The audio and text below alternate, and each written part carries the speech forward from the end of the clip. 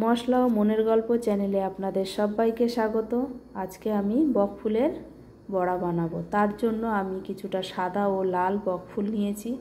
দেখুন, সাদা বকফুল তো আমরা সবাই দেখেছি, কিন্তু লাল বকফুল কিন্তু অনেকেই আমরা দেখিনি। তা দেখুন, লাল আর সাদা বকফুল কত সুন্দর লাগছে। আমি একটি বাটিতে একটা ব্যাটার বানানোর জন্য কিছুটা প্রায় 2 চামচ মতো আমি চালের গুঁড়ি নিয়ে নিলাম। আর দিয়ে দেবো 2 চামচ মতো বেসন, সামান্য একটু হলুদ গুঁড়ো, চিনি দিয়ে দেবো অল্প একটু লবণ দিয়ে দেব, সামান্য কালো জিরে, একটু কাশ্মীরি লঙ্কার গুঁড়ো আর একটু বিট লবণ দিয়ে আমি একটু জল দিয়ে ভালো করে একটা ব্যাটার তৈরি করে নেব। ব্যাটারটা যত বেশি ফেটানো হয় বড়াগুলো কিন্তু তত বেশি ফোলে এবং মুচমুচে হয়।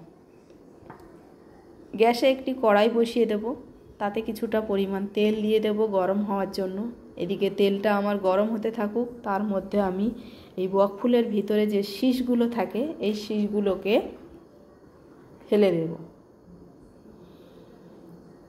এবার যে ব্যাটারটা আমি তৈরি করেছিলাম তার মধ্যে কয়েক ফোঁটা সর্ষের তেল দিয়ে দেবো। অনেকে জানেন না, সর্ষের তেলটা দিলে কিন্তু বড়াগুলো মুচমুচে হয়।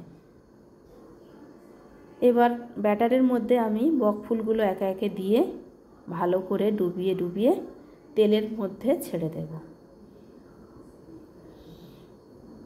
তেলের মধ্যে এক এক করে বকফুলগুলো আমি দিয়ে দিলাম ব্যাটারে ডুবিয়ে।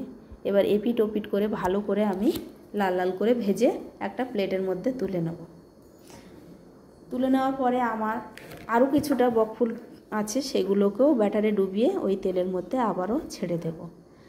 আমার ভিডিওটা আপনাদের কেমন লাগলো, আর যারা এখনও সাবস্ক্রাইব করেননি তারা সাবস্ক্রাইব করবেন আর কমেন্টে জানাবেন কেমন লাগলো।